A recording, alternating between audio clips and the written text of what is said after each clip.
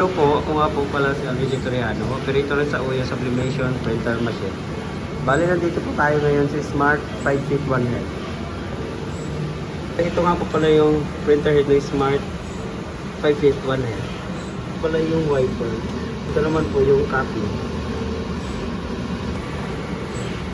Keep clean. Antayin lang po hanggang sa matapos.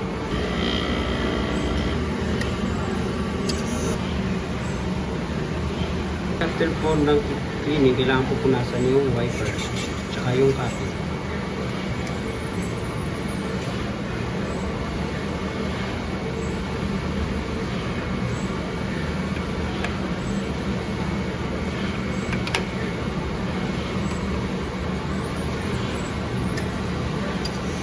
Nozzle test.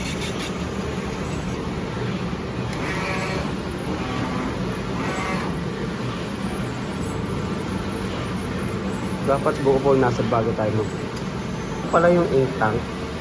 Yung level niya po nasa tama lang. Tapos pala yung EBR. Ink waste tab. Ito naman po yung ground wire niya. Ito rin po yung ICC profile niya. Ito nga po pala yung sa daily output record namin. Nasa system na po. Ito naman po sa consumables withdrawal.